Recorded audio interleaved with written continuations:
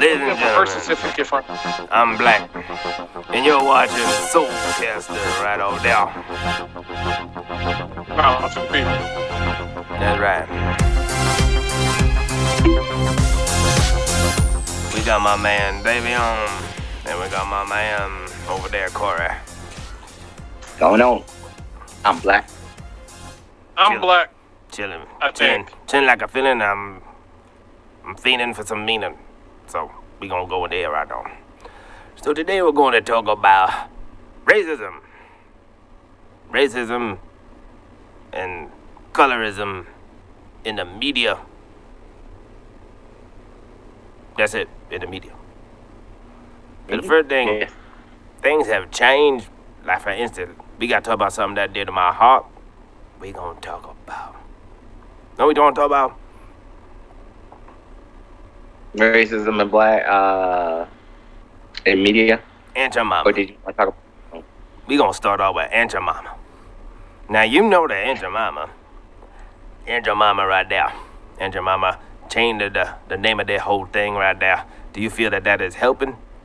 Or you feel it's hurting? Or it don't mean no damn thing right there? Okay.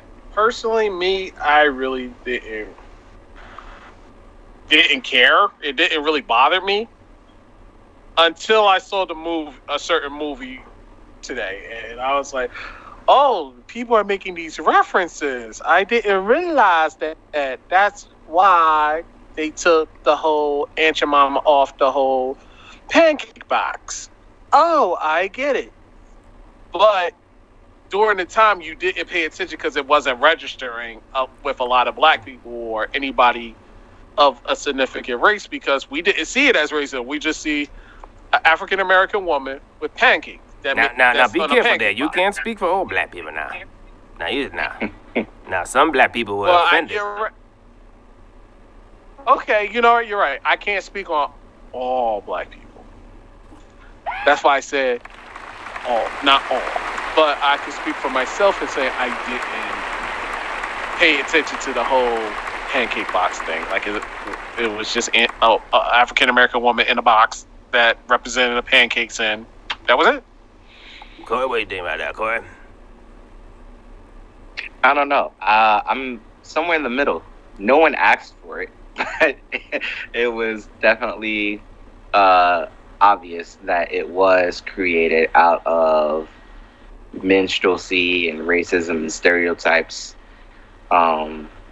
I felt as though we could have done more than just remove the image from pop culture, because even though it started out as one thing, it became this whole other thing.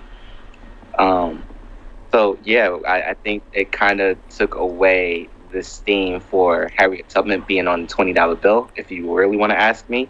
And it was like a misdirection. So I didn't care for it.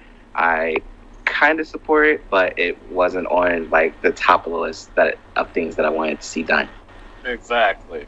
Like it wasn't important to nobody. It was just okay. It's just somebody represent pancakes.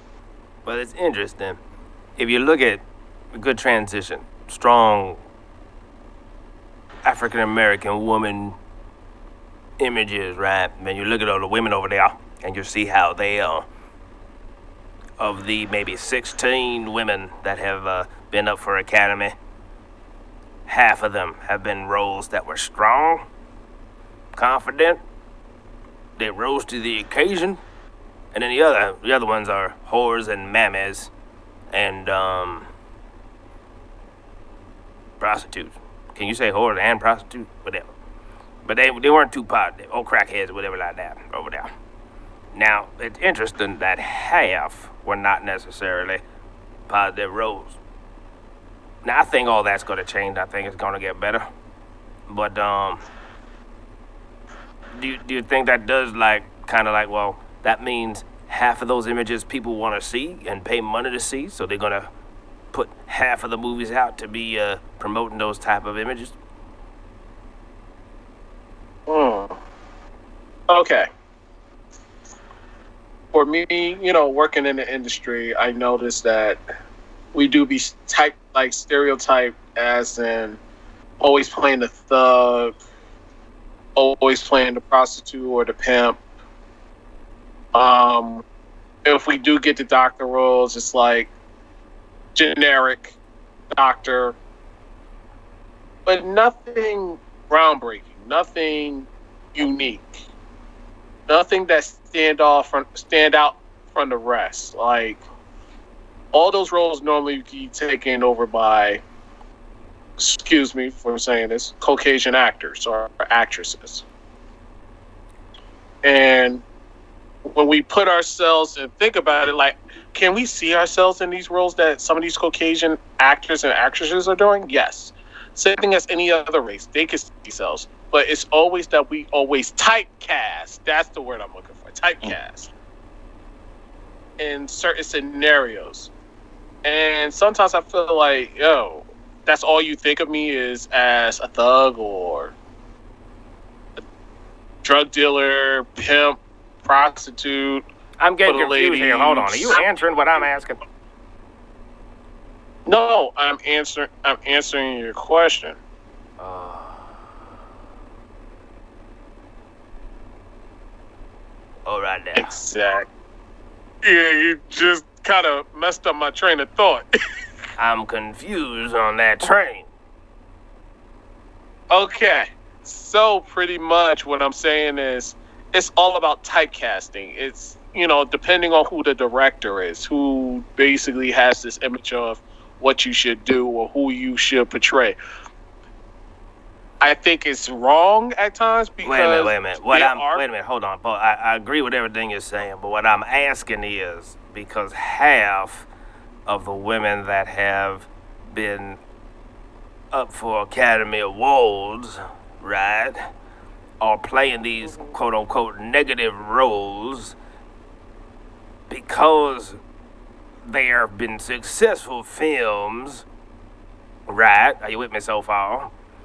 The question is, because of the success of those films and how they were acted, that they will continue to put out half of those type of images because they work. America wants to see the mammy. America likes the mammy. They like to see a woman of color be a prostitute. They do. They do. They wouldn't be making so many films with it if they didn't like it. Because how many people that were the judges of the Academy Awards that were? The question is, do you feel they will continue to put out half those films because of the success of the negative films? Because it's a money game, ain't it? Corey, I think he's frozen. Go ahead. Yeah, well, Dayveonne was asking, well, he was answering the question. He was saying that they're typecast into these roles, and that's how movies get made. I think, on the other hand, they are perpetuating a stereotype because if you really think about where we stand in society, we're not looked upon as the greatest light. A lot of us aren't having higher educated degrees. We're not in like the top markets or top occupations. I feel as though once that changes, if we start having more black PhDs, more blacks with their own businesses and CEOs, we do have that now, but we need more of it. And the more that we see in our society and in our culture, I think that will start to be reflected in the movies. Right. Now, put all that aside. What I'm asking about the money. Now, I get it with the typecasting. Yes, I agree with you 100%. And I see there'll be a change as people start to produce their own films and do stuff. What I'm asking again, because of the success of half of those images, regardless if they're negative or not, does that perpetuate the industry to invest in half of those images? That is the question. The answer is no, then. It depends on the story. Yeah. Like, it's really no. Like, because I was trying to put out the analogy of the Oscars, and during that time, how many judges for the Oscars were African American? during that time when the mammy and all that was going on, that was during that they had a lot of Caucasian judges. And they probably was like, "Oh, she stole the show as Mammy. Yes, we're gonna basically give her an award because she played the heck out of Mammy." Well, that's interesting that you said that because I think as a younger generation we tend to think that that was back in the day. But The Help was the mammy. You can go all the way back, almost 100 years now. The mammy is still live and present. There's just different versions of the mammy. Just because they ain't taking a room and trying to beat her don't mean she ain't still the mammy. But that goes back to what I was saying. The stories that are in society right now, like take The Butler for instance, that's a real story. So if you want to say that that's a character of the White House, then sure, I can see the correlation. But once we have more higher educated, more blacks with PhDs, more black people in these high earning degree occupations, the stories will change, and then those stories reflect in the movies. That's interesting. Now, I was in a conversation earlier today, and someone says over there, "Here are my notes. Hold on a second. Hold on a second. Hold on there, Dayveonne. Hold on. I didn't even say nothing. That was me. All right. They said that. Well, look at Tyler Perry. Tyler Perry, we're very proud of him. He's doing a lot of great things, but the critique is that he basically perpetuates a lot of negative stereotypes in every his films, and it's the same stereotypes in every film. Now, your thing about education, there are tons of educated people.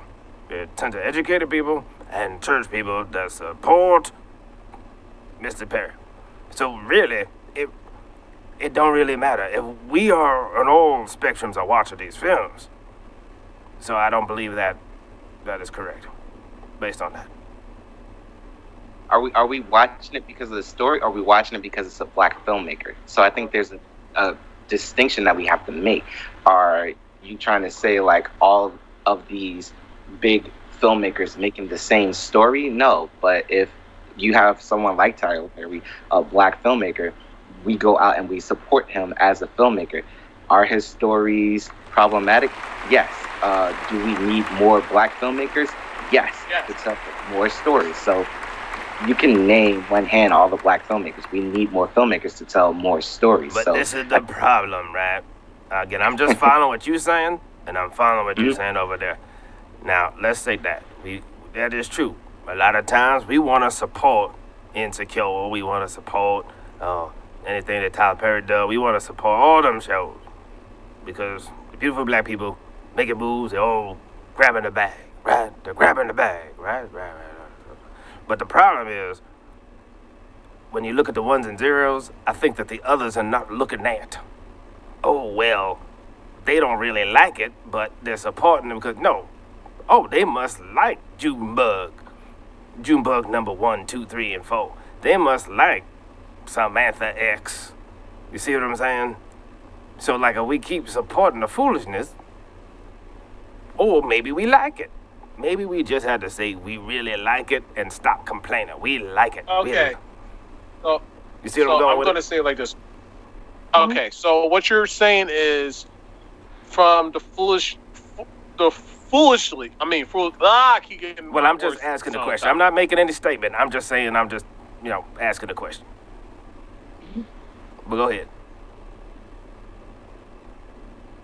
There are films that we do continue to watch, and even though it's foolish, it's funny to us. But at the same time, it is kind of degrading to us. Like, think of the movie Friday. Perfect example. It's about somebody getting high on Friday, and they go through these trials and tribulations. Would that be considered a typecast type scenario? That's interesting. Well, it's weird because when you do a drama, it kind of sets the stage for representation and a kind of it's a false story, but it's a sense of reality. I think a movie like Friday doesn't really compare because it's meant to be out there. It's meant to be stereotypical. It's meant to just be funny. The whole point is not for necessarily to think, but just to be entertained. While you All right, have, so you're more. So the question is really relating to dramas. well, I mean, it's storytelling. I think when you create a Well, story, but hold on, when now, you say story, when you create a story where at the end you could see like I'm talking about relationships and I want someone to walk away from relationships, but when or walking away with some sort of something, it's a different type of story. You could tell that like they're trying to get you to walk away with something, but then when everything is stereotypical, what are you really learning? Or you disagree, Corey? Because I see the veins coming out of your head right now. I disagree. I think that there is a huge distinction that happens in the Black community where we use language that we understand, and when someone who's not a part of that community sees it and they interpret it differently, and then they try to say what they thought we were saying, we're like, no, that's not what we're saying. And I think that's your point. I think that's what you're getting at. Is just that what we say we want to be represented is not always what's being given to us, if that makes sense. Well, let me ask you this, Dayveonne, to piggyback what Corey said. Who's really in control of our image? Is it really us? Is it the audience? repeat that again. Is it the audience? Is it the writer? Is it the director? Is it the producer? Who really controls our image? I would say more so the writer, because this is the writer's image. Now, here's the other counterpart. Here, this is where everything gets tricky. I could write a script making the black guy a phenomenal, good scenario, honest man or whatever. And then let's say the producers from the big corporations come up and say, no, we want this guy to be this. So does it play hard on the writer? And sometimes yes, but then you have to look at those production companies when they basically tell the writer how to change things. So it's basically both parties, because in a sense the writer needs the production company or the producers for that production company to okay the script and film. But its sole purpose, you have to put the blame on the corporation and the producers of that corporation, because they're the ones that dictate whether that movie should go the way it is or should there be changes. I understand what you're saying, but I think that actually falls on the audience, because even though that happens, and let's say it happens in a good way or a negative way, if the audience receives it or says that it's problematic and they don't support it, then the studios have to backtrack and like, oh, we can't make this movie again, because the audience is saying, don't ever make this movie again. So I think ultimately it is the audience who has power and control. Well, I'm going to say this too. Yes and no. Because at the end of the day, the audience are seeing the final product. They could prevent that from the beginning. Not the audience, but the writer and the producers of the production company. The production company agrees with the changes and they say, look, we want this and that change, and the writer may not agree with it. Guess what? That writer going to not get paid, or he's going to make the changes so he can get paid. So it does fall on the writer and the production company. Yeah, and then as we're seeing, like, people are backlashing, like, this is the story I wanted to write. We were told to make these changes, and the story I really wanted to write was this. And then, people could get behind that story if it makes sense. So, I mean, there's a lot to this question. There's a lot of ways. Yeah, we could say yes, or like the audience. Yeah, look at what happened with Sonic the Hedgehog. Perfect example. We did not like the design of Sonic whatsoever. They had to do, I think it was 1 month to make the changes of Sonic. and the movie wound up being phenomenal. Comparing to, let's say, another movie. Give me another movie that basically the producers and the writers did something, and everybody, the fans didn't like what they did, but they still went forth and did it. Justice League. It's not a black movie, but that's a movie. Well, it don't have to be a black movie, but I'm just saying in general, like, there's movies where it's either my way or the highway with producers. Look at WWE. Perfect example.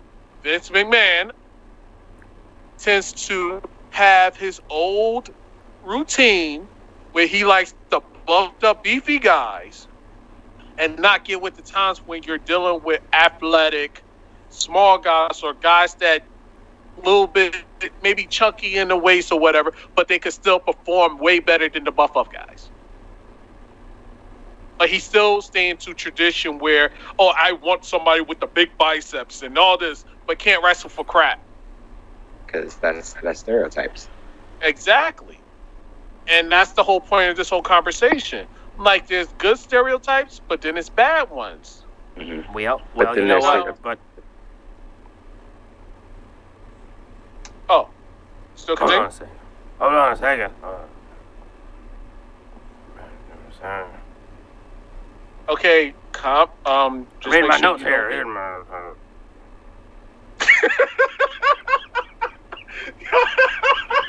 He needs this quiet. Let him concentrate. Well, not with that lazy Hang on, eye. All right, though. All right, gotta ask one more question before we go. All right, so I like what you're saying. I like what you guys are throwing down. I have a question. All right, the question. The question is right here. The question is right here. That if the fans. Do you need water? Hold on a second. If the fans have control, just right. I wrote notes when you're talking. If the fans have control, right, and they're doing the thing right now, then how do we say this sucks, but support it anyway because we want to support you because you're black? Where it's like it's bad because now you have a number one movie because we supported you, and now the powers that be are gonna put more stupid movies out. But at the same time, we just wanted to support you, but we don't necessarily like what you do. Like, where's the balance? Do we boycott stuff or do we still support? I think that's a very good question. All right, as a That's why I wrote person notes that- because I have a good question. So. I don't. If it's not a good movie, I'm not going to support it. That's the best way to put it. I'm not going to support it because if I have no interest or the film just looked something like, whether it's offensive, whether it's not, whether you did a crappy job with direction or directing or editing, I'm not going to, regardless of if you're black or white. Because I've seen phenomenal white directors that done great storytelling, and I've seen some African American directors that did crappy storytelling. It's vice versa. It's not trying to say, oh, black people no. Black people are really good storytellers, but there are black directors that are horrible storytellers. I'm not saying that, there is or isn't. But I'm just putting that as out there just to let people know. It all varies to the taste, the content, and everything else. Like my 5 best directors. Wait a minute. The question is, how do we support but then give a critique?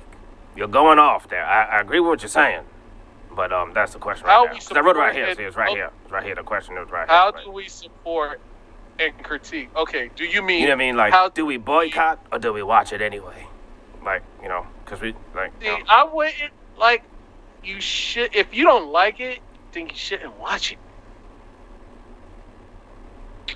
It's just simple. That's what's the whole movement. Like, we liked what he was doing with his plays, and then he translated his plays into movies, and there was no growth. Like, we understand that this is a story that is in the black community, but then it just got repetitive. So his audience is very niche, while a majority of the people wanted to just support him. They stopped supporting him because he didn't show growth, He didn't show any maturity, and he stopped telling good versions of the story of black people in his stories. He was perpetuating stereotypes. So people have backed off.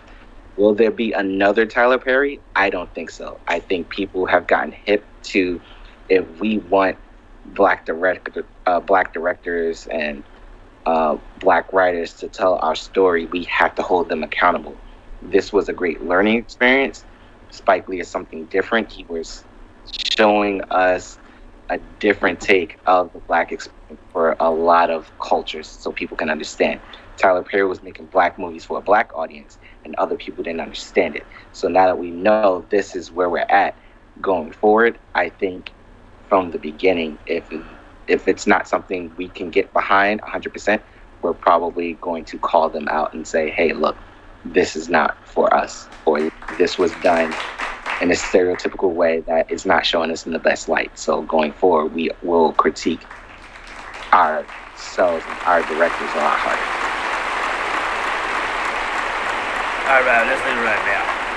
But what you're watching GEEKCASTER's SOULCASTER, and Dayveonne is a very talented actor, and he does fight stuff, and you need to hit him up on, what's your IG? My IG is Dayveonne Bussey. You can also find me on Facebook. No, we didn't ask. Nope. I just said I'm just messing with you. I'm just messing with you, son. I'm just messing with you, son. How about that? I'm